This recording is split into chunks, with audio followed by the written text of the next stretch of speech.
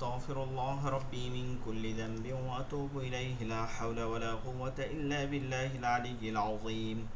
اللهم صل على محمد وعلى آل محمد كما صليت على إبراهيم وعلى آل إبراهيم إنك حميد مجيد. اللهم بارك على محمد وعلى آل محمد كما باركت على إبراهيم وعلى آل إبراهيم إنك حميد مجيد. أعوذ بالله من الشيطان الرجيم.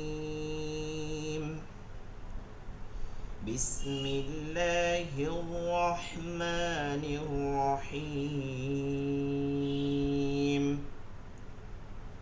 رب زدني علما.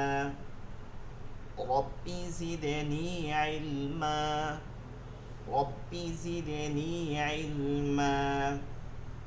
رب يسر ولا تعسر وتمم علينا بالخير.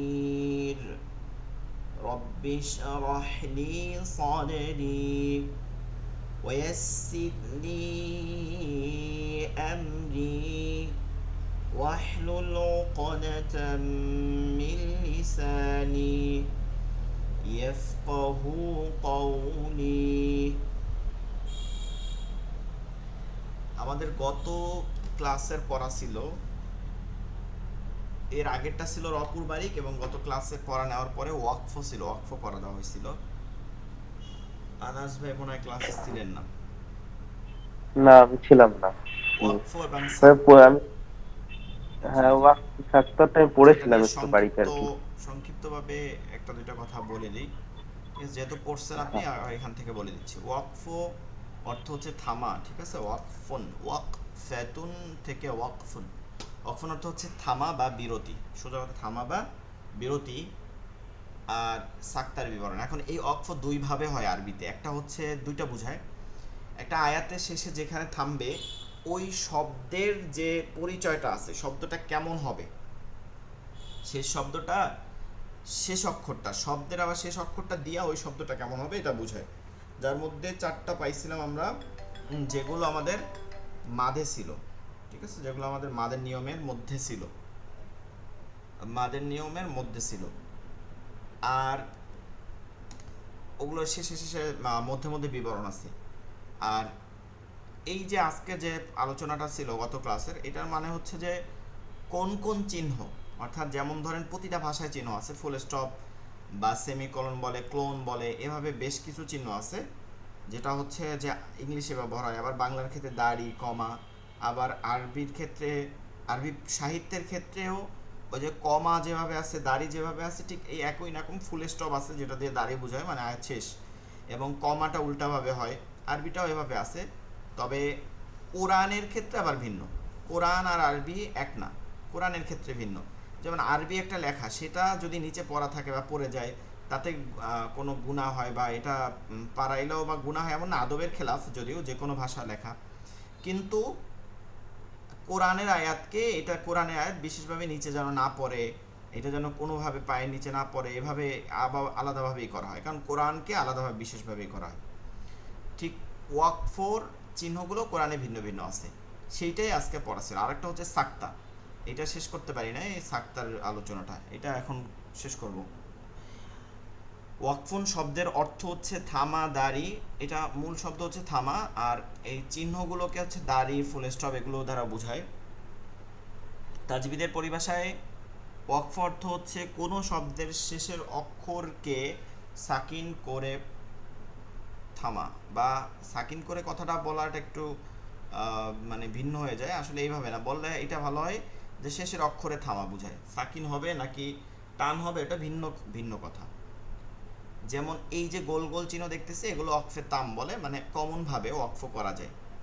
এর মধ্যে আবার ভিন্ন ভিন্ন চিহ্নও থাকে, এগুলো বাদেও আমাদের মনে রাখতে হবে যে এগুলো বাদেও, ঠিক আছে? এভাবে এ আয়াত, এ আয়াত, গোল গোল চিহ্ন বাদেও আয়াতের মাঝে মাঝেও বেশ কিছু আরবি হরফ দ্বারা চিহ্ন থাকে, যেগুলোর ক্ষেত্রে আলাদা আলাদা কিছু নিয়ম আছে যেগুলো অনুসরণ করতে হয়, তবে আয়াতের শেষে গোল চিহ্নগুলো যার মধ্যে নাম্বারিং থাকে এগুলোতে সবগুলোই অক্ষ করতে হবে, সবগুলো থামতে হবে, এবং থামতেই হবে এমন কথা না, তবে থামা জায়েজ আছে সবগুলো। ওয়াকফ এর প্রকারভেদ, এক নম্বর যেটা আমাদেরকে জানতে হবে, ওয়াকফে লাজিম, আরবি শব্দ লাজিম। লাজিমের প্রতিশব্দ হচ্ছে ওয়াজিব, তার মানে ওয়াজিব। এমন ওয়াকফ যেখানে থামা আবশ্যক বা ওয়াজিব। ওয়াজিব হচ্ছে, ওয়াজিবের প্রতিশব্দ বাংলা শব্দ হচ্ছে আবশ্যক, প্রতিশব্দ হচ্ছে লাজিম, ঠিক আছে, সব এক কথা। না থামলে অনেক সময় অর্থ বিনষ্ট হওয়ার আশঙ্কা থাকে, বেশিরভাগ সময় অর্থ বিনষ্ট হওয়ার আশঙ্কা থাকে, অনেক সময় না। তার চিহ্ন হলো মিম, এটার চিহ্ন হচ্ছে কি মিম, মিম মিম চিহ্নটা দ্বারা। এইটা যখন দেখবেন অক্ফ, তখন কি করতে হবে, অক্ফ করতেই হবে আবশ্যকীয়, হ্যাঁ, মিম চিহ্ন দ্বারা। এর উপর থেমে পর থেকে পড়তে হবে, এবং এটাকে অক্ফে লাজিম বলে, এবং এর থেকে পুনরাবৃত্তি করা যাবে না, অর্থাৎ থাইমা আবার আগে পড়া যাবে না। অনেকে যেটা ভুল করে, ঠিক আছে, আমি দেখছি একটা ব্যাচে পড়াইতে গিয়ে তারা এইটা বুঝে ফেলছে যে এইটা গোল চিহ্ন যেটা আছে সেইটাই থামতে হবে, তবে মাঝখানে যে মিম থাকবে সেইটা না। আসলে কথাটা, এই গোল চিহ্ন যেটা আছে এটা তো অবশ্যই থামবেন, বা এটা থামা এমনিতেই জায়েজ হয়ে যায়। শুধু মিম চিহ্ন যদি আয়াতের মাঝে থাকে ছোট করে, ওইটার ক্ষেত্রে আমরা এই নিয়মগুলো পড়তেছি, এইটা অনেকে বুঝতে পারে নাই। ওইটার ক্ষেত্রে এই নিয়মটা পড়তেছি, এই শেষের জন্য নিয়মটা পড়তেছি না। শেষে তো অবশ্যই আমরা থামবো, বেশিরভাগ জায়গায় থামা লাগবে। এটার উপরে যদি মিম থাকে তাহলে তো অবশ্যই থামবো, কিন্তু মাঝেও যদি মিম থাকে তাহলেও থামতে হবে, আমরা মাঝেরটা পড়তেছি। এরপরেরটা ওয়াকফে মুতলাক। ওয়াকফে মুতলাকের চিহ্ন হচ্ছে ত, ত হরফটা। এইটা এই ওয়াকফে লাজিমের মতন একদম সেম কাজ, একদম সেম, তবে এটার মধ্যে এতটুকু তফাৎ যে এটা আবশ্যক না, মানে করতেই হবে ওয়াজিব বা অর্থের পরিবর্তনে আশঙ্কা থাকে এমন কিছুই না। ওয়াকফে মুতলাক হচ্ছে যে থামতে হবে, থামা উচিত বা থামা উত্তম, এবং এখানে থামলে পুনরাবৃত্তি করা যাবে না, ঠিক আছে, এখানে থামলে পুনরাবৃত্তি করা যাবে না, এটা মনে রাখতে হবে, ঠিক আছে, পুনরাবৃত্তি করা যাবে না, তবে থামাটা উত্তম। আর না থামলে এর অর্থের পরিবর্তন হবে তাও না, অর্থের কোনো পরিবর্তন ঘটবে না, ঠিক আছে, এটা মনে রাখতে হবে যে অর্থের কোনো পরিবর্তন ঘটতেছে না এই ক্ষেত্রে। থামা উচিত কিন্তু অর্থের পরিবর্তন ঘটতেছে না। সবগুলোই বলবো যে মাঝখানের ক্ষেত্রে আমরা এগুলো পড়তেছি, আবারও বলি মাঝখানের ক্ষেত্রে পড়তেছি। শেষে এভাবে গোলচিহ্ন আসলে দেখানো ঠিক হয় নাই, কারণ গোলচিহ্ন থাকলে অবশ্যই ওটা থামা যাবে, এটা এমনিই থামা যাবে, এটার উপরে কী চিহ্ন আছে এটা দেখার প্রয়োজন নাই, কিন্তু শুধু মাঝে এভাবে মিম বা ত থাকলে সেই ক্ষেত্রে এগুলো নিয়ম পড়তেছি। এরপরে হচ্ছে ওয়াকফে জাইজা, এটা জিম চিহ্ন, এটার ক্ষেত্রে দুইটাই কাজ করা যায়, থামাও যায় না থামাও যায়, তবে আপনারা থামবেন, আমি বলবো থামা যেহেতু এখানে জায়েজ আছে, আপনারা থামবেন, কারণ আপনারা তো দেখে দেখে পড়বেন কনসেপ্ট, সেই ক্ষেত্রে আপনাদের শ্বাস কম থাকবে, আপনারা থেমে থেমে পড়ার চেষ্টা করবেন। এরপর হচ্ছে ওয়াকফে মুজাওয়াজ, এটার চিহ্ন হচ্ছে যা। এইটা হচ্ছে যে এখানে থামা তো জায়েজ, এটা এক নম্বর মাথায় নিতে হবে, থামা জায়েজ, কিন্তু না থামা উত্তম, যেহেতু এই কাজটা উত্তম, এই ক্ষেত্রে কিন্তু জিমের ক্ষেত্রে কিন্তু উত্তম বলা হয় নাই, দুইটাই আপনার জন্য জায়েজ আছে, থামা ও না থামা দুইটাই। যেহেতু না থামাও জায়েজ, তাহলে থামা জায়েজ, থামার কাজ করি আমরা, যেটা আমাদের জন্য সহজ, কিন্তু এই ক্ষেত্রে কিন্তু মিলিয়ে পড়া উত্তম। সেহেতু আমরা চেষ্টা করব, থামলে কোনো সমস্যা নাই, চেষ্টা করব মিলিয়ে পড়ার, যদি আয়াত বড় হয় তাহলে থামবো, শ্বাস শেষ হয়ে গেলে থামবো, যেহেতু জায়েজ আছে। এই চিহ্ন, এর চিহ্ন যদি আয়াতের, এই চিহ্ন যদি আয়াতের মাঝখানে হয় আর এর উপর থামলে পুনরাবৃত্তি করা জরুরি, ঠিক আছে, পুনরাবৃত্তি করা জরুরি। কথাটা এমন হবে এমন না, মানে কথাটা এমন না, পুনরাবৃত্তি করা জরুরি না, পুনরাবৃত্তি করতে পারবেন, করা জায়েজ আছে। পুরা জরুরি আপনাকে করতেই হবে, না করলে কিছু হবে না এমন কিছুই না, আসলে আপনার ইচ্ছা, আপনি করলেও করতে পারেন, না করলেও না করতে পারেন, পুনরাবৃত্তি করলে কোনো সমস্যা নেই। আর তা আয়াতের উপরে হলে, এর উপর আয়াতের উপরে হইলে তাহলে তো আর কোনো মাসলাই নেই, বুঝছেন, এটা কোনো চিহ্নের ক্ষেত্রে মাসলা নেই, তাহলে অবশ্যই আপনারা থামবেন, এটা কোনো কথা নাই, ঠিক আছে, আয়াতের উপরে হইলে। আর একটা ওয়াকফ আছে ওয়াকফে মোরাখস, এটার চিহ্ন হচ্ছে সাদ, ওয়াকফে মোরাখস এর চিহ্ন হচ্ছে সাদ। এটা একদম ইজিভাবে যদি আমরা বলি, একদম সহজ ভাষায়, এই যে জায়ের নিয়মটা বললাম সেম নিয়মটা, শুধু চিহ্নটা সদ হয়ে যাচ্ছে, ঠিক আছে? একদম একই কথা, সহজ কিন্তু একদম সেম জায়ের মতন। কথা কি থামবো, থামা জায়েজ আছে, তবে মিলাইয়ে পড়া উত্তম। থাইমা আবার পুনরাবৃত্তি করাটাও জায়েজ, কোনো সমস্যা নাই, জরুরি না, জায়েজ। আর এইটার চিহ্নটা শুধু সদ হয়ে যাবে, যার নাম হবে মুরাখস, ঠিক আছে? নামও পরিবর্তন হবে সদ। আচ্ছা, আপনাদের জন্য বেশ কিছু চিহ্ন এখানে দেয় নাই, সেই বিষয়টা একটু আলোচনা করি, যেটা গত এর মধ্যে আপনাদেরকে দেখাইছিলাম কি না কোরআনের আয়াত দ্বারা। আপনাদেরকে মনে হয় গত ক্লাসে দেখাইছিলাম, তাই না? গত ক্লাসের কেউ বলতে পারবেন? হুজুর দেখা হয়নি। কোরআন শরীফ থেকে দেখাইছিলাম না আপনাদেরকে, কোরআন থেকে? না না, ওই তিনটে ফোঁটা, হ্যাঁ হ্যাঁ হ্যাঁ, তিনটে ফোঁটা। হ্যাঁ, এটা হ্যাঁ দেখাইছিলাম সূরাতুল হ্যাঁ কদরের শেষের দিকে দেখাইছিলাম, তাই না? হুম অনেক জায়গায় আছে, 5 পারা 4 পারা, বিভিন্ন পাড়ায় পাড়ায় আছে এগুলো। পারা মানে হচ্ছে জুজ, আরবি শব্দ জুজ। হুম আর পারা হচ্ছে উর্দু শব্দ, পারা হচ্ছে অধ্যায়, অংশ, ঠিক আছে? আমরা বলি না সি পারা, সি হচ্ছে 30 আর পারা হচ্ছে অংশ, 30 নাম্বার পারা, 30 নাম্বার অংশ, উর্দু শব্দ। আচ্ছা, যাই হোক, এইটাকে ওয়াকফে মুআনাকাহ বলে। মুআনাকা আরবিটা লিখে দেখাই, বাংলা তো বলতেই আছে মুখে। হ্যাঁ, মিম, মুআনাকাতুন,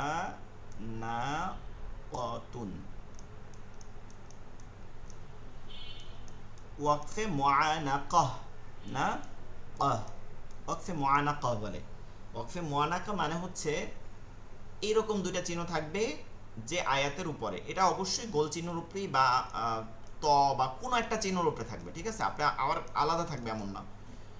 তো ওইখানেটা দেখার সাথে সাথে আপনাকে অ্যালার্ট হইতে হবে, দুইটার একটা আপনার চোখে পড়বে, তাইলে আপনি পরবর্তীতে গিয়ে পাবেন। তাইলে এইটা যদি থামেন তাহলে পরেরটা মিলাই পড়বেন। কিন্তু গিয়ে দেখলেন যে না, পরে তো পান নাই, তাহলে মনে করতে হবে না যে এটা একটা চিহ্নই দেয়া ছিল, জীবনেও না। এটা একটা চিহ্ন কোনো জায়গায়, আমার অনেক ছাত্র দেখছি, আমি যে সামনে পড়াই ক্লাস 9-10 ইন্টারের ছেলেদেরকেও পড়ায়, ঠিক আছে? বড়রাও পড়ে অনেকে। তো তাদেরকে দেখছি যে সামনাসামনি পড়লে এটা বিশেষ করে হয়, তারা কি করে, কনসেপ্ট পড়লে তো অনেক সময় কনসেপ্ট পুরো খতম দেয়, তো তাদের এই ভুলগুলো বেশি দেখা যায়। তারা কি করে, তারা মনে করে এই চিহ্নটা মনে হয় একটাই দেশে কনসেপ্টে, হ্যাঁ, এটা একটা দেখার পরে এটা আর মনে হয় দেয় না, এটা মনে হয় এখানে একটা। তো তখন ধরাই দেওয়া হয়, সামনাসামনি দেখা যায় যে আসলে এটা একটা না, এইটা মানে আপনি মিস করছেন, পিছনে একটা আরেকটা আছে। তো আপনার এক আয়াত পিছনে গেলেই হবে, শুধু এক আয়াত পিছনে যাবেন, সেখান গিয়া এবার ধরাই আবার পড়বেন, কারণ কি আপনি একটা ওয়াজিব সাইডে গেছেন, আপনার এবার পিছন থেকে ধরে পড়াই একটা। এটা নিয়ম হচ্ছে একটা থামলে একটা মিলাইতে হবে, আপনি একটা থাইমা পড়তে হবে, একটা মিলাই পড়তে হবে। এখন আপনি কোনটা করবেন, এখন আপনি বলবেন হুজুর আমি কোনটা করব, আপনার ইচ্ছা। আপনি যেটা, এখন আপনাকে সহজ একটা উপায় দিতে পারি যে যে শব্দটা ছোট দেখবেন, যে বাক্যটা ছোট দেখবেন সেই বাক্যটা মিলাই পড়বেন, আর যে বাক্যটা বড় দেখবেন সেই বাক্য গিয়ে থাইমা পড়বেন। আচ্ছা, আরেকটা চিহ্ন আছে, সেটা বলা হয় না, আরেকটা হচ্ছে লাম আলিফ। ওয়াকফে লা তাকফ, লা, লাম আলিফ থেকেই লা, লা অর্থ, এটার নামটাও হচ্ছে এটা, লা তাকফুন, লা তাকফ।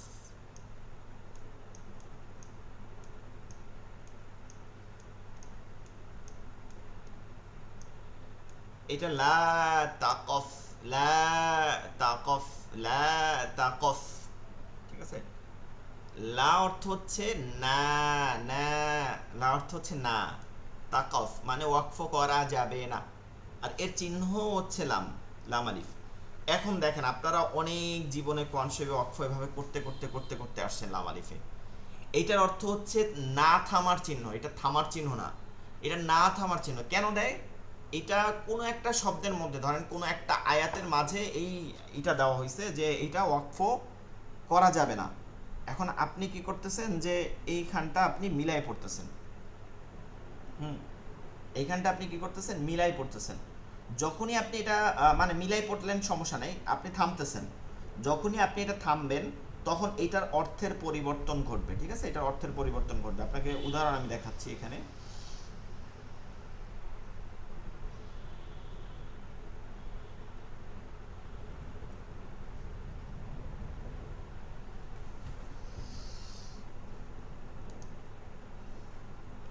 একটু কনসেপ্টে যাইতে হবে, আপনার একটু অপেক্ষা করুন।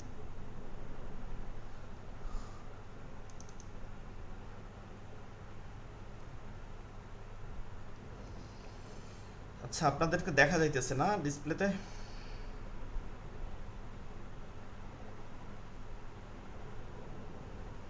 কনসেপ্ট কি আপনাদের ডিসপ্লেতে দেখা যাইতেছে? একজন বলেন তো। দেখা যাচ্ছে।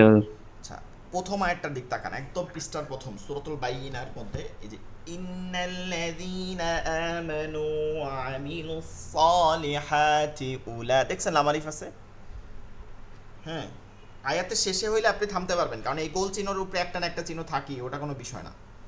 কিন্তু দেখেন আয়াতের মাঝে লাম আলিফ আছে, শুধু লাম আলিফ, শুধু লাম আলিফ, অন্য কোনো চিহ্নের সাথের কথা বলতেছি না, শুধু লাম আলিফ। এখন আপনারা আজীবন এরকম করছেন যে ইন্নাল্লাযীনা আমানু ওয়া আমিলুস সালিহাত উলাইকা হুম খায়রুল বারিয়াহ। এটার সাথে সাথে আপনার অর্থটা পৃথক হয়ে গেছে, মানে অর্থটা একটু পরিবর্তন হয়ে গেছে। যেমন কমা, কমা একটা লাইনের কমা এপাশ দিয়ে ওপাশ নিলে যেমন অর্থের পরিবর্তন ঘটে, যেমন আপনি এরকম বলে তোমাকে ভাত খাইতে হবে, না খাইলে পিটান খাওয়া।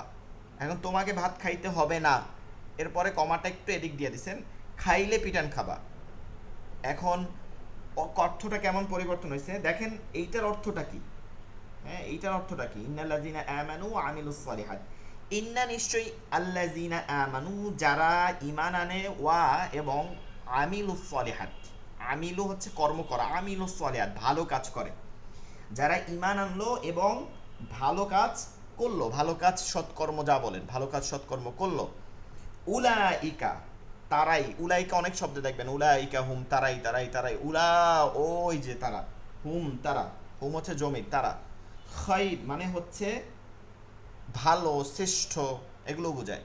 বারিয়া সৃষ্টির মধ্যে, সৃষ্টির, তাহলে উলাইকা হুম খায়রুল বারিয়া, তারাই হচ্ছে সৃষ্টির সেরা, যারা ঈমান আনে এবং সলিহাত ভালো কাজ করে। এখানে বেশিরভাগ জায়গায় কোরআনের মধ্যে এই কথাটা বেশি বলা হয়েছে। আপনারা দেখবেন যে সূরাতুল আসরের মধ্যে সব জায়গায় প্রায় আমি ঈমানের সাথে আমিলুস সলিহাত না হয়েছে, সলিহাত না হয়েছে, বলে নাই সলাত বা সবর বা একটা বিশেষ কোনো কাজকে ধরে নাই, সলিহাতকে বেশি নেওয়া হয়েছে। কারণ কি, সলিহাতের মধ্যে যেভাবে একজন নামাজিকে বুঝায়, সেভাবে একজন তার বান্দার হক আদায়কারীকেও বুঝায়, অর্থাৎ সে এতিমের মাল নষ্ট করে খায় না তাও বুঝায়, বা সে অন্য খারাপ কাজ করে না এটাও বোঝায়। সব ধরনের ভালো কাজকেই সলিহাত বোঝায়। তো ইন্নাল্লাযীনা আমানু আমিলুস সলিহাত, যারা ঈমান আনলো এবং ভালো কাজ করলো তারাই সৃষ্টির সেরা। এখন আপনি এখানে কি করছেন, যারা ঈমান আনলো এবং ভালো কাজ করলো, বাক্য শেষ করে দিচ্ছেন, তারা কি? প্রশ্ন আসলো, বা তারা কি? যারা ঈমান আনলো এবং ভালো কাজ করলো তারা কি? তাদের কি দিলেন আপনি? মানে এটা এটা বললে কি বাক্য পরিপূর্ণ হয়েছে? আবার বললেন উলাইকা হুম খয়রুল বারিয়া, তারাই সৃষ্টির সেরা। কারা সৃষ্টির সেরা? আপনাকে প্রশ্ন করা হয়েছে, কারা সৃষ্টির সেরা? দেখছেন, আপনি অর্থ বোঝেন না দেখে আপনারা দেখা গেছে ভুল করি, আমরা যারা অর্থ বুঝি না, কিন্তু অর্থ বুঝে পড়লাম না, এই ভুলটা করতাম না। তো আমরা আমাদের কি করতে হবে, লাম আলিফে কখনো আমরা কি করব না, থামবো না, ভুলেও থামবো না। থামলে এভাবে অর্থটা পৃথক হয়ে যায়, এটা অনেকেই আমরা বুঝি না, না বুঝেই পড়ি। ঠিক আছে? তো ওয়াকফে লা তাকাফ হচ্ছে যে লাম আলিফে না থামা। আশা করি এটা বুঝতে পারছেন, কারণ এটা এরকম না, এরপরে যদি না সমস্যা, মানে সমস্যা থাকার কথা না লাম আলিফের ক্ষেত্রে। তো হুজুর বলছি, একবার ওই এর আগের যে লাম আলিফের আগে যেটা দেখালেন তিনটে ডট দেওয়া, ওইটা একবার দেখানো যাবে? কোরআন মধ্যে থেকে? হ্যাঁ হ্যাঁ। আচ্ছা, এই যে আগের সূরাটা,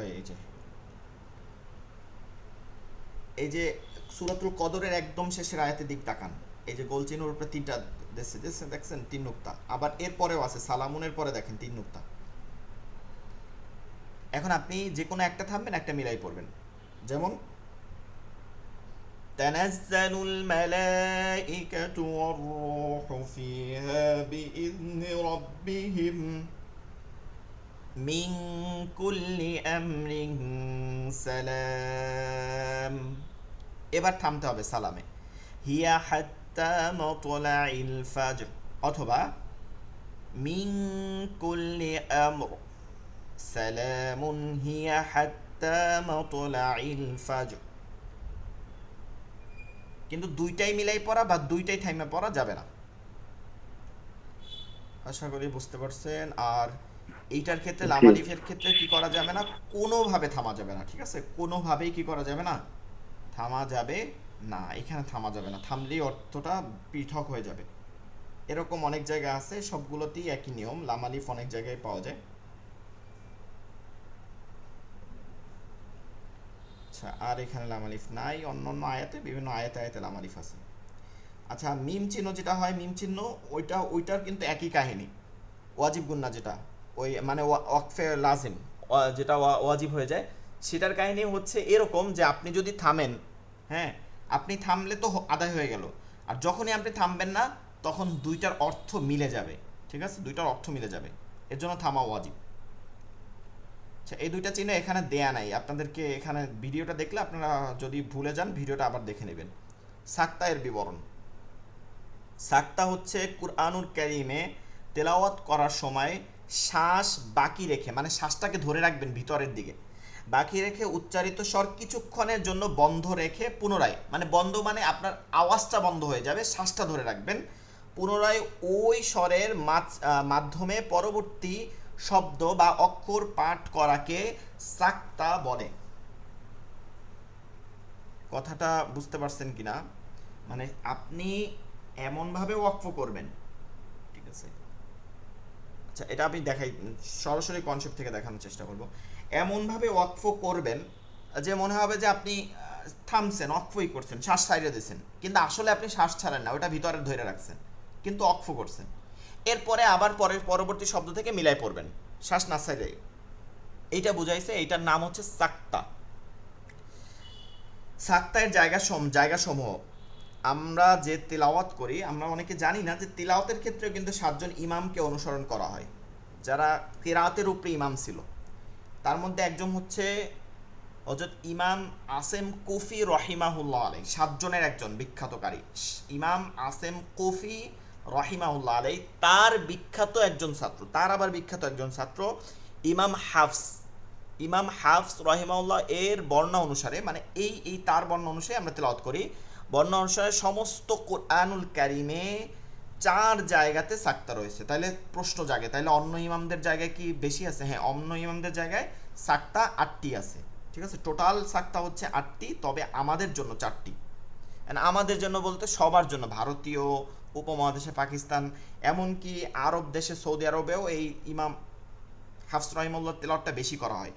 আপনার আফ্রিকা বা অন্যান্য বেশ কিছু জায়গায়, আপনারা আমি ইউটিউবে সার্চ দিলে দেখবেন অনেক জায়গায় তেলাওয়াত অন্যরকম শোনা যায়, অনেক মজা তেলাওয়াতও শোনা যায়, যে টান না দিয়ে অন্যভাবে মিলাই পড়তেছে। এইটা হচ্ছে মানে অন্য কারীদের তেলাওয়াত করে, এটা আমাদের জন্য আবারই হবে না।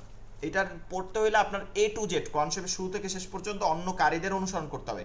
এক জায়গা চাইলে আপনি একরকম পড়লেন, আর এক জায়গা চাইলে আরেক রকম পড়লেন, তা পারবেন না। তো এরকম হচ্ছে 4টা জায়গা আছে আমাদের জন্য সাক্তা। এই 4টা জায়গা আপনাদের নাম দিয়া আয়াত সহ দিয়ে দিচ্ছে। আপনারা অবশ্যই সূরার নাম মুখস্থ করবেন না, আয়াত নাম মুখস্থ করবেন না, কোনো প্রয়োজন নেই, কারণ আপনি শুধু চেনেন, আর তেলাওয়াত করলে তো অটোমেটিকই আপনি দেখলেই চিনবেন। এর চিহ্ন হচ্ছে সাক্তা, এই যে সাক্তা লেখা থাকবে, ছোট্ট করে সাক্তা লেখা থাকবে, সিনকাফ তা তা, মানে এই যে নামটা ওইটা আরবিটা সাক্তা, গোলতা গোলহা হবে সাক্তা। এরকম 4টা জায়গা আছে। একটা হচ্ছে 15 নম্বর পারা সূরাতুল কাহাফ, সূরাতুল কাহাফ আয়াত নং 1, 15 নম্বর পারার সূরাতু বানি ইসরাইলের পরে। এরপরেরটা আছে হচ্ছে 23 নম্বর পারা সূরা ইয়াসিনের মধ্যে, ইয়াসিন 3 নম্বর পৃষ্ঠার মধ্যে আছে। এরপরেরটা হচ্ছে সূরাতুল কিয়ামা, আপনার 20 নম্বর পৃষ্ঠা। আপনাদের মনে রাখতে হবে 29 আর 30 নম্বর পারায় 4 পৃষ্ঠা 5 পৃষ্ঠা করে বেশি থাকে, এর জন্য 20 নম্বর পৃষ্ঠা হয়েছে, পারা শেষ না, এরপরে 4 পৃষ্ঠা আছে। সূরাতুল কিয়ামার 20 নম্বর পৃষ্ঠা আছে। এরপরেরটা হচ্ছে সূরাতুল মুতাফফিফিন আছে, আয়াত নং 14, এটা হচ্ছে মুতাফফিফিন দ্বিতীয় পৃষ্ঠা আছে। সূরাতুল মুতাফফিফিন পারলে আপনারা অর্থ সহ পড়ার চেষ্টা করবেন, এটা পড়লে আপনাদের, আমরা মৃত্যুর পরে যে অবস্থানটা আছে, মানে হাসর পর্যন্ত, কবরে যাওয়ার আগ পর্যন্ত, আমাদের লাশ কবরে রাখা হয়, এই কবরে যাওয়ার আগ পর্যন্ত লাশের যে অবস্থানটা কোথায় থাকে, রূহ কোথায় থাকে, প্রশ্ন জাগে অনেকেই প্রশ্ন করে যে আমাদের তো এখনো লাশ গোসল করতেছে, দাফন দিবে, এই অবস্থায় রূহ কোথায় থাকে? ওই প্রশ্নের উত্তর জানতে হলে আপনাকে সূরাতুল মুতাফফিফিন পড়তে হবে অর্থ সহকারে। এই রুহটাকে দুইটা জায়গায় রাখা হয়, একটা হচ্ছে ইল্লিগিন আর একটা হচ্ছে সিজ্জিন। এই দুইটা বিষয় ওখানে স্পষ্ট করে ক্লিয়ার করা হয়েছে।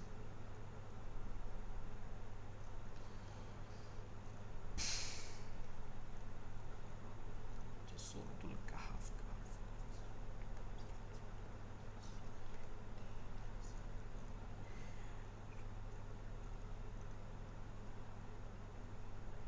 এই হচ্ছে সূরাতুল কাহফ, যেটা জানেন আপনি, প্রথম 10 আয়াত মুখস্থ রাখা একজন ইমানদারের জন্য খুবই গুরুত্বপূর্ণ এবং জুমার দিনে তেলাওয়াত করা উচিত, কারণ এইটা যে তেলাওয়াত করবে প্রতিদিন জুমার পরে এবং 10 আয়াত যার মুখস্থ রাখবে তার জন্য দাজ্জালের ফিতনা থেকে সে দূরে থাকবে, দাজ্জালের ফিতনার মধ্যে সে পড়বে না। সূরাতুল কাহফ 15 নম্বর পারার দ্বিতীয় সূরা, প্রথম আয়াত।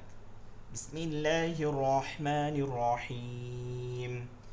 الحمد لله الذي أنزل على عبده الكتاب ولم يجعل له عوجا قيما لينذر بأسا شديدا من لدنه ويبشر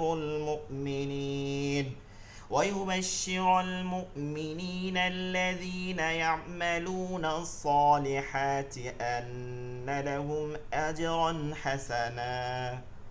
এই যে লাহু ইওয়াজা, এখানে কিন্তু আপনাকে ওয়াকফ করতেই হবে, এটা কথা মনে রাখতে হবে। ইওয়াজান কাইমা, এবার মিলাইয়াও পড়তে পারেন না, ওয়াকফ আপনাকে করতে হবে কিন্তু শ্বাস ছাড়া যাবে না। সাক্তার নিয়মগুলো এমন। ولم يجعل له عوجا قيما لينذر بأسا। আপনি চাইলে পরবর্তী শব্দে যাই এক জায়গায় শ্বাস সামলেন, এরপরে আবার এখান থেকে, কারণ এইখান থেকে এখানে পুরোটা আপনি একশ্বাসে কোনোভাবে পড়তে পারবেন না, আমিও পড়তে পারবো না, ঠিক আছে? মুখস্থ আয়া থাকতে দ্রুত পড়া যাবে কিন্তু আস্তে পড়া যাবে না, ধীরে ধীরে পড়ে এত বড় শ্বাস থাকবে না। এই হচ্ছে সাক্তার 1 নম্বর নিয়ম। সাক্তার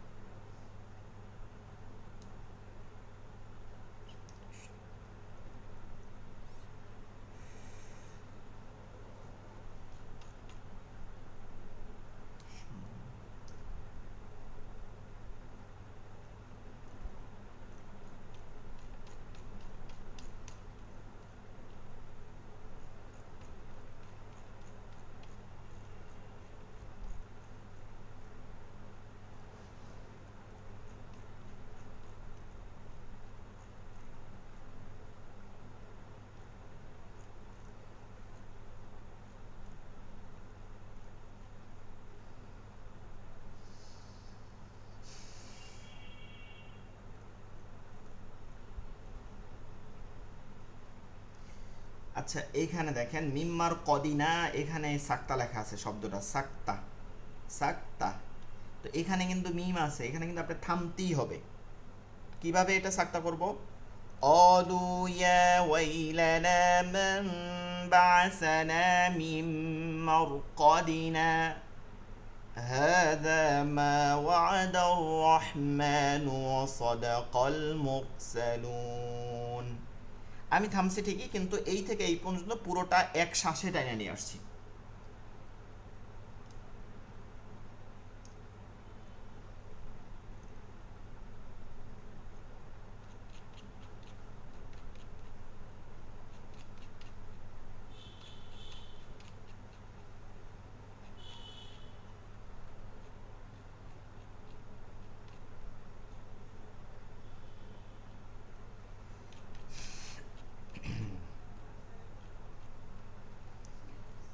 এই হচ্ছে আপনার 3 নম্বরটা।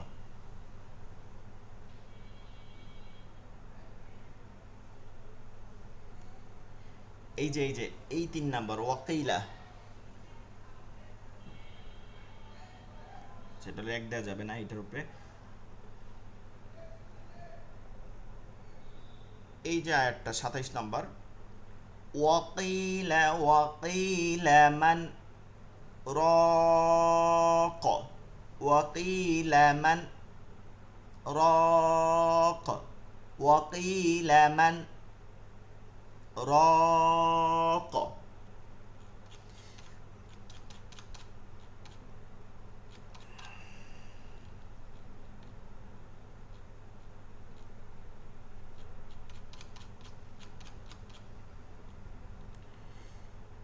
এরপরে হচ্ছে সূরাতুল মুতাফফিফিন, সূরাতুল ইনফিতরের পরে 30 নাম্বার পারা, এই যে সূরাতুল মুতাফফিফিন, এইটার অর্থ সহকারে পড়তে বলছি, পড়ে দেখেন। এই যে এখানে লেখা আছে কাল্লা ইন্না কিতাবাল ফুজ্জারি লাফি সিজ্জিন, তার অবস্থান হবে সিজ্জিন, ওমা আদরাকা মা সিজ্জিন, আপনি কি জানেন সিজ্জিন কি, কিতাবুম মারকুম, কিতাবে যা উল্লেখ করা হয়েছে, ওয়াইলু ইয়াউমাইদিল মুকাজ্জিবিন, যেটা মিথ্যাবাদীদের জন্য, ঠিক আছে, এটা এটা একটা শাস্তিদায়ক। তো এখানে আছে এই যে কাল্লা বাল 14 নম্বর আয়াত, 14 নম্বর আরবিতে লেখা আছে কাল্লা বাল ران على قلوبهم ما كانوا يكسبون।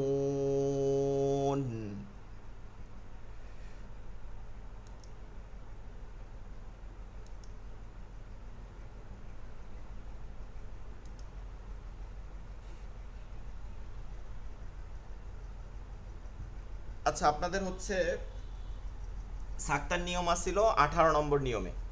18 নম্বর লেকচার শিট, আপনাদের 17 নম্বর লেকচার শিট হচ্ছে এই যে ইনস্টিটিউটে আপনি পড়তেছেন, এখানে 17 নম্বর পর্যন্ত লেকচার শিটে তাসবিদ আছে, এরপরে আর কোনো তাসবিদ নাই। এরপরে হচ্ছে সূরার মশক। এখন আপনাদের কিছু তাসবিদ আরও জানতে হবে, এইটা একটু বিষয়, কিছু তাসবিদ আপনাদেরকে একটু জানতে হবে।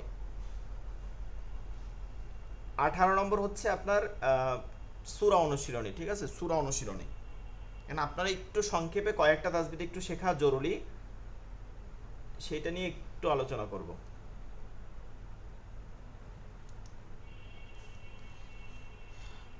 আমরা এগুলো বাদ গেলে আমাদের কনসেপ্ট পড়তে একটু কষ্ট হবে, তখন বুঝতে কষ্ট হবে। একটা হচ্ছে শামসি হরফ, শামসি, ঠিক আছে, শামসি, আল হরুফুশ শামসিয়া, শামসি হরফ। শামসি হরফ মানে হচ্ছে সূর্য যেটা আছে এটা থেকে নাম দেওয়া হয়েছে, শামসুন অর্থ সূর্য, আর শামসি হরফ হচ্ছে যেটার জোরটা বেশি থাকে। আরেকটা বিষয় হচ্ছে কমারিয়া, কমারি, হরফুল কমারিয়া, কমার অর্থ হচ্ছে চন্দ্র, অর্থাৎ এর জোর একটু কম থাকে, এতটুকু এভাবে বোঝা যায় যে জোর একটু কম, জোর একটু বেশি। আরবি বর্ণমালায় 14টি শামসি হরফ রয়েছে, যার মধ্যে আলিফ লাম, আলিফ এবং লাম, এভাবে দেখবেন আলিফ লাম এর পরে শব্দের শুরুতে, আবারও বুঝি 14টি হরফ রয়েছে, আলিফ লাম এর পরে শব্দের শুরুতে, একটা শব্দের শুরুতে এর যে কোনো একটি হরফ আসলে, অর্থাৎ আলিফ লামের পরে এই কোনো একটা হরফ যদি আসে 14টা থেকে, এই লাম উচ্চারিত না হয়ে শামসি হরফটি উচ্চারিত তাসদিদ দিয়ে উচ্চারণ করতে হয়। যেমন হরফ, এগুলো আর লাগবে না, আগা থেকে না গোড়া থেকে, এগুলো দরকার নেই। দেখেন এইরকম হরফ হচ্ছে 14টি, ঠিক আছে, এরকম হরফ, এই শামসি হরফগুলো হলো এগুলো তাসা, তা এবং সা, আলিফ বানাই, তাসা, তাসা, দাল জাল রজা সিন শিন সদ তজ লাম নুন। এইটা মুখস্থ করবেন, টেকনিকটা হচ্ছে এরকম, তাসা এটাকে একসাথে, ডাল থেকে টাইনে একদম ওয়া, এটা বলবেন ডাল থেকে ওয়া, ডাল থেকে ওয়া, লাম নুন, এবার মুখস্থ হয়ে যাবে। দেখেন তাসা ডাল থেকে ওয়া লাম নুন, তাসা ডাল থেকে ওয়া লাম নুন, শামসিয়া হরফ 14টি, তাসা ডাল থেকে ওয়া লাম নুন, তাসা ডাল থেকে ওয়া লাম নুন, তাসা ডাল থেকে ওয়া লাম নুন, তাসা ডাল থেকে ওয়া লাম নুন, তাসা ডাল থেকে ওয়া লাম নুন, শামসি হরফ 14টি, তাসা ডাল থেকে ওয়া লাম নুন। আনাস ভাই বলেন শামসি হরফ কয়টা? শামসি হরফ হচ্ছে আপনার হরফগুলো হচ্ছে একটা তা নুন, আর দাল থেকে জ অব্দি, আর লাস্ট হচ্ছে লাম আর নুন। লাম নুন, তাসা। আব্দুল হামিদ ভাই বলেন। লাম নুন।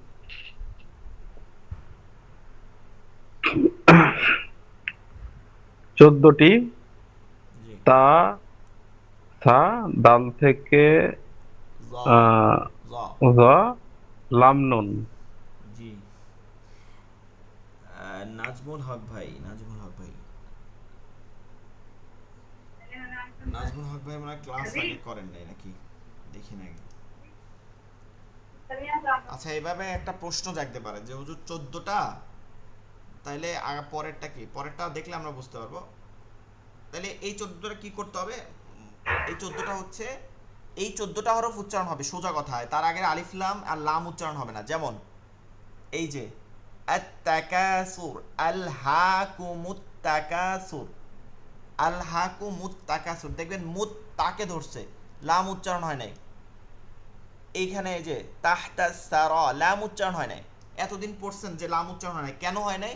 কারণ এই শামসিয়া হরফগুলো আসছে, প্রত্যেকটার পরে শামসিয়া হরফগুলো আসছে। যখনই আপনি শামসিয়া হরফ হয় তখন আর এই লাম আর উচ্চারণ হয় না, এই হরফ থেকে পড়তে হয়, শামসিয়া হরফ থেকে পড়তে হয়। ঠিক আছে, শামসিয়া হরফ থেকে পড়তে হয়। কুল আউযু বিরাব্বিন নাস, মালিকিন নাস, প্রত্যেকটা দেখবেন লাম আর উচ্চারণ হয় নাই। এই যে কুল আউযু বিরাব্বিন নাস, রব্বিন নাস, কিন্তু কুল আউযু বিরাব্বিল ফালাক তখন আবার লাম উচ্চারণ হয়েছে। কেন লাম হইলো আর কেন লাম হইলো না? তার মধ্যে হচ্ছে যে শামসিয়া হরফগুলো যখন থাকে তখন আর লাম উচ্চারণ হয় না। এটা হয় না কেন? এই যে নুন আছে এর জন্য। হ্যাঁ, লামের পর নুন আছে। আচ্ছা, কমারিয়া। কমারি একদম সহজ। কমারি আরবি বর্ণমালায় 14টি কমারি হরফ রয়েছে। এবার আসেন, তাইলে হরফ তো 29টা, তাহলে 14টা ওইখানে গেলে এখানে 14টা আইলো, তাহলে আরেকটা গেল কই? আরেকটা হচ্ছে ওই যে আলিফ। আলিফ তো কখনো কি হয় না, কোনো কাজে আসে না, কারণ এইটা পড়া যায় না, এর কোনো হরকত গ্রহণ করে না। এই কারণে আলিফকে বাদ দিয়ে বাকি 14 14 28টা ধরতে হবে। ঠিক আছে, বাকি 14 14 28টা আলিফকে বাদ দিয়া। তো কমারিয়াও কাজ কি, আলিফ লামের পরে অক্ষরের শব্দের শুরুতে এর যে কোনো একটি হরফ আসলে আলিফ লামের লাম উচ্চারিত হয়। এখানে লাম উচ্চারিত হয় কারণ এখানে কমারি অর্থ কি নরম বা এর শক্তি কম। শামসিয়া হরফগুলোতে শক্তি বেশি। এগুলো এইভাবে মনে রাখার একটা বিষয় যে এগুলো শক্তি কম, এইগুলো উচ্চারিত হয় হবে তো হবেই, তার আগে লামও হবে। কিন্তু শামসিয়া হরফগুলোতে লাম উচ্চারণ সে করে না, ডিরেক্ট সে হরকতকে নিয়ে যায়। এই হরফগুলো কোনগুলো? এই হরফগুলো হচ্ছে বা, জিম হা খ, আইন গইন, ফা কফ কাফ, মিম ওয়াও, হা হামজা ইয়া। একটাও মুখস্থ করার দরকার নেই। কেন? আপনি শুধু শামসিয়া মুখস্থ করবেন, শামসিয়া। তাসা, দাল থেকে জোয়া, লাম নুন। আর কমারিয়া, কমারিয়া এই শামসিয়া বাদে সব কমারিয়া। ঠিক আছে, শামসিয়া বাদে সব কমারিয়া, মুখস্থ করার আর দরকার আছে? শামসিয়া হরফ বাদে সব কমারিয়া। তাহলে আপনি শামসিয়া খুঁজবেন, কমারিয়া খুঁজতে গেলে আগে শামসিয়া খুঁজবেন, দেখবেন যে না এটার মধ্যে নাই। তাসা, দাল থেকে জোয়া, লাম নুন, বা আছে নাই, তাহলে বা তো কমারিয়া। জিম আছে নাই, হা আছে নাই, একদম সহজ। তো দেখেন হাযাল বাইত, এই যে হাযাল, কেন লাম উচ্চারণ কেন হইলো? এই যে বা আছে। ফিল জাহিম, লাম কেন উচ্চারণ হইলো? এই যে জিম আছে। ফিল হায়া, লাম কেন উচ্চারণ? হা আছে। এভাবে প্রতিটা যেটা ধরবেন, লাম কেন উচ্চারণ হলো? কারণ পরের অক্ষরটা কি? কমারিয়া। লেকচার নাম্বার হচ্ছে 23, লেকচার নাম্বার 24। হামজাতুল ওয়াসল। হামজা কয়েক প্রকার, একটা হচ্ছে হামজাতুল কত, একটা হচ্ছে হামজাতুল ওয়াসল, হামজাতুল মাদ, এরকম বেশ কিছুই আছে। তো এগুলো আমাদের পড়ার দরকার নাই, শুধু হামজাতুল ওয়াসল। ঠিক আছে, হামজাতুল কতটা এগুলো পড়ার কোনো প্রয়োজন নাই, শুধু হামজাতুল ওয়াসলটা মনে রাখেন। নোয়া, এখানে কত প্রশস্ত বেড, তাও তোর মন ভরে না। এই আচ্ছা, মাইক্রোফোনটা একটু অফ রাখেন। আচ্ছা, হামজাতুল ওয়াসল কি, এটা যদি প্রশ্ন থাকে, আপনারা দেখবেন কি অনেক আয়াতের শুরুতে শুরুতে হামজা থাকে, যেটা জবরজের পেশ কিছুই থাকে না। হ্যাঁ, জবরজের পেশ কিচ্ছু থাকে না। এখন তখন ঝামেলায় পড়েন যে এটা কি পড়বো, জবর দিয়ে পড়বো জের দিয়ে? এখন অনেককে জিজ্ঞেস করলে বলবেন যে না, জবর দিয়ে পড়তে হবে। এটা তো মুখস্থ পড়া বললেন, এটা তো ভুল। যেমন আর রহমান, এখানে দেখছেন আলিফ, এই সূরা কিন্তু আপনারা পড়ে গেছেন অনেক, আর রহমান দিয়ে পড়ছেন, কখনো খেয়াল করেন না যে এই আলিফটা কিন্তু খালি, আলিফটা জবর। এখন কেন জবর দিছি, এই আলিফটা কেন জবর দিছি, এটা হচ্ছে প্রশ্ন, সেটাই পড়তে হবে। হামজাতুল ওয়াসল, ওয়াসল ওয়াসল ওয়াসলুন, ঠিক আছে, ওয়াসলুন থেকে ওয়াসল। হামজাতুল অসলের পরিচয়, হামজাতুল অসল শব্দের শুরুতে আসে, কখনো মাঝখানে আসে না, শব্দের শুরুতে আসে। আরও যদি ক্লিয়ার করে বলি তাহলে আয়াতের শুরুতে আসে। এই হরফে কোনো হরকত থাকে না, ঠিক আছে, হরফগুলো খালি থাকে। সাধারণ আলিফ এর মতোই এর হামজাকে লিখতে হয়, মানে এই আলিফের মতন একটা খালি আলিফ থাকে। হামজাতুল অসল পড়ার নিয়ম, হামজাতুল অসল দুইভাবে পড়া যায়, মানে দুই পদ্ধতিতে পড়তে হয়। এক হচ্ছে হামজাতুল অসল উচ্চারিত হবে না, অর্থাৎ আগের কোনো শব্দ দিয়ে আপনি জজম দিয়ে পড়বেন। বুঝতে পারেন নাই? দেখেন, আলহামদুলিল্লাহি রব্বিল আলামিন আর রহমান, নার নুন রকে ধরে পড়ছি, এটা বলছে, তখন এই আলিফটা কি হবে না, উচ্চারণ হবে না। আর হামজাতুল ওয়াসল উচ্চারিত হবে, ওইখানে থামনে যেমন আর রহমান থেকে পড়তেছেন এভাবে উচ্চারিত হবে। হামজাতুল ওয়াসল যখন উচ্চারিত হবে না, হামজাতুল ওয়াসল দিয়ে শুরু হওয়া শব্দকে পূর্বে শব্দের সাথে মিলিয়ে পড়লে হামজাতুল ওয়াসল উচ্চারিত হবে না। কথা হচ্ছে এটা। এখন আপনি এগুলো আর দেখার দরকার নাই। হামজাতুল ওয়াসল যখন উচ্চারিত হবে, যখন উচ্চারিত হবে না এটা সোজা কথা, মিলাই পড়লে উচ্চারণ হবে না, শেষ। এটা নিয়ে আর কোনো কথা নাই। কখন কখন উচ্চারণ হবে, সেটা কেমন কেমন হবে, এটা নিয়ে কথা। হামজাতুল ওয়াসল দিয়ে শুরু হওয়া শব্দকে পূর্ববর্তী শব্দের সাথে মিলিয়ে না পড়লে হামজাতুল ওয়াসল উচ্চারিত হবে। এক্ষেত্রে হামজাতুল ওয়াসল পড়ার তিনটি অবস্থা রয়েছে, ঠিক আছে? তিনটা অবস্থা। এক, জবর, এটা হচ্ছে ফাতহা যেটা দিয়েছে, এটা আরবি জবরের আরবি। আরেকটা আরবি হচ্ছে ফাতহা, সমর্থক শব্দ। জবর মানে ফাতহা, শুধু জবর দিয়ে পড়া। জের হচ্ছে কাসরা, শুধু জের দিয়ে পড়া। আর পেশ হচ্ছে জম্মা, দম্মা না জম্মা, দত থেকে দম্মা, এই দম্মা দিয়ে পড়া। অর্থাৎ জবর জের পেশ তিনোটা দিয়ে পড়তে হয়, এই খালি হরফকে তিনোটা দিয়ে পড়তে হয়। জবর কখন পড়তে হয়, জবর কখন পড়তে হয়? জবর দিয়ে হামজাতুল ওয়াসল পড়ার নিয়ম ক, বা একদম সহজে যদি বলি, 1 নম্বর নিয়ম, যুক্ত শব্দের হামজাতুল ওয়াসলটিকে জবর ফাতহা দিয়া পড়তে হবে।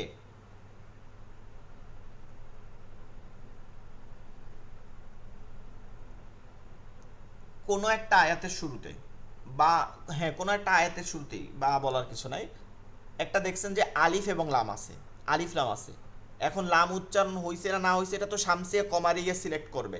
শামসিয়া হরফ হইলে উচ্চারণ হবে না, কমারিয়া হইলে লাম উচ্চারণ হবে, সেটার কথা না। আলিফ লাম হইলেই হয়েছে। ওই আলিফ লামের যদি আলিফটা আপনি খালি দেখেন, তাহলে কি দিয়ে পড়বেন? জবর দিয়ে পড়বেন।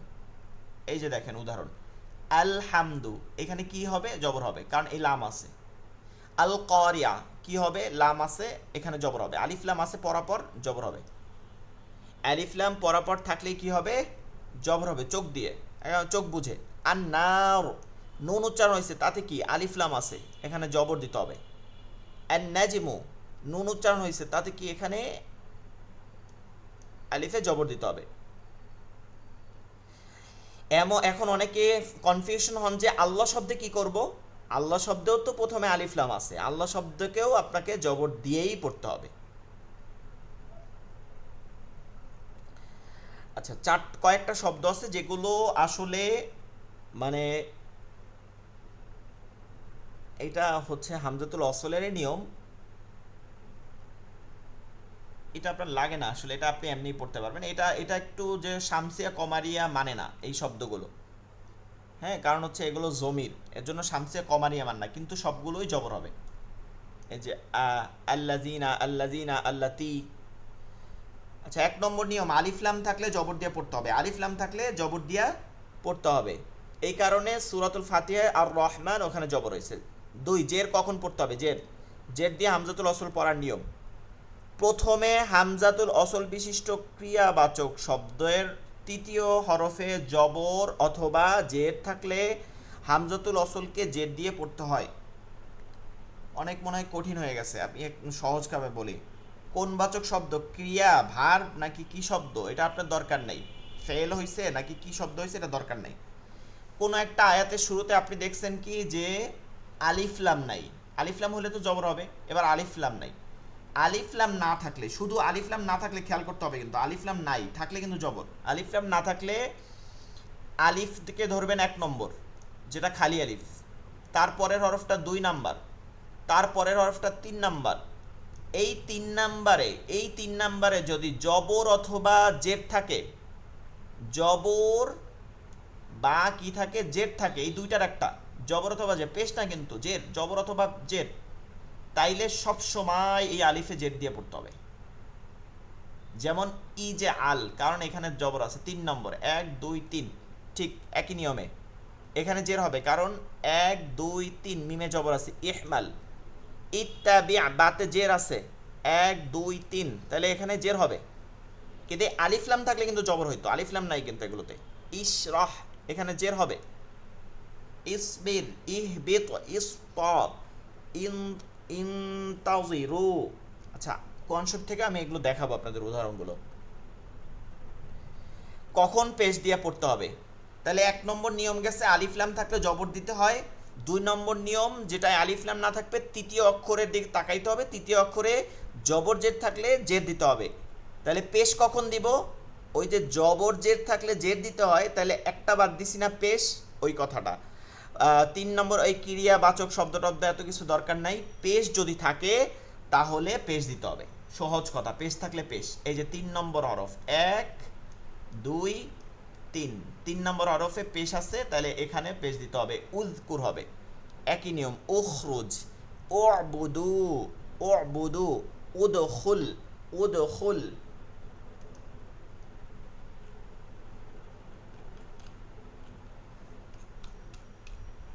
আচ্ছা, তাহলে আমরা এই এক নম্বর যখন আপনি আলিফ লাম দেখবেন তখন কি করব? আলিফে জবর দিতে হবে। এই যে আর রহমান, এখানে কি হবে?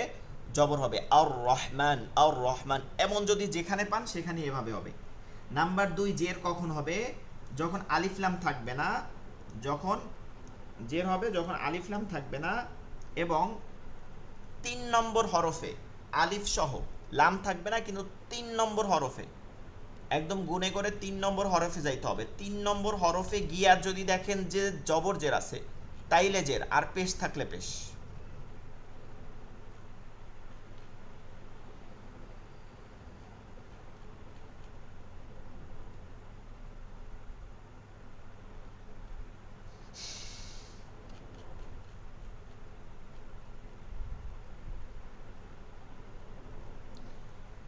এইখানে দেখেন, এই যে ইর, ইর দেখছেন, এই যে ইর, আলিফটা খালি আছে, কি হবে এটা?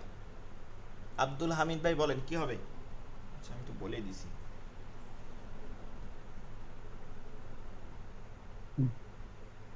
অন্য একটা। এই যে শেষের 3 নম্বর শেষের, এই যে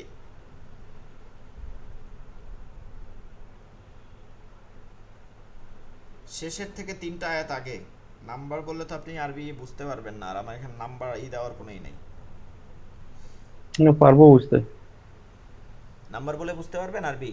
হ্যাঁ, এটা হ্যাঁ, হচ্ছে, এটা হচ্ছে আপনার 28 নম্বর আয়াত। হ্যাঁ। 28-এর শুরু দেখেন, 28-এর শুরু, হুম, 27-এর পরে, হুম, এই যে সদ কফ দেওয়া আছে, এটার পরে যেটা বলতেছি, হুম। এখানে এই আলিফটা কি হবে? খালি আলিফটা জের হবে। জের হবে, কারণ হচ্ছে 3 নম্বর হরফে হুম, জের জের আছে। আছে। জবর হুম, থাকলেও কি হইতো? জের হইতো। জবর থাকলেও জের হইতো, শুধু পেশ হুম, থাকলে পেশ হবে, হুম, শুধু পেশ থাকলে পেশ হবে। হুম।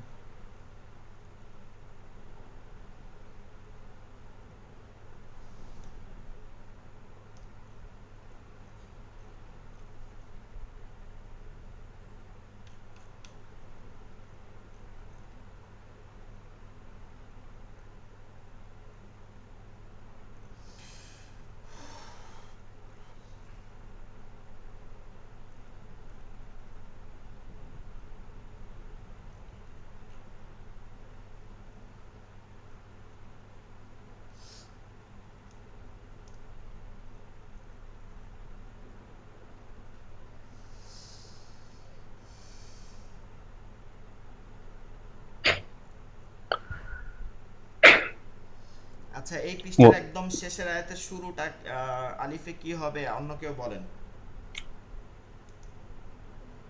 আনাস ভাই বলেন।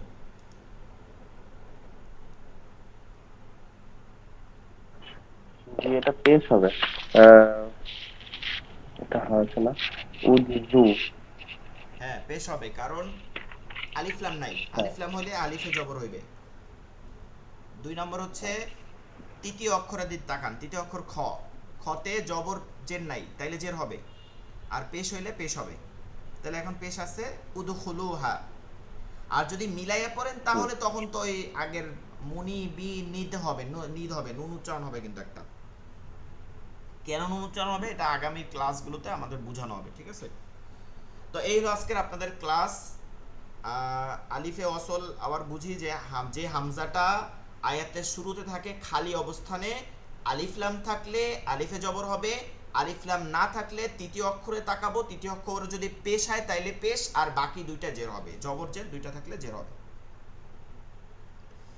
এই হচ্ছে আপনাদের পড়া। তাহলে ভালো থাকবেন সবাই। আসসালামু আলাইকুম। হ্যাঁ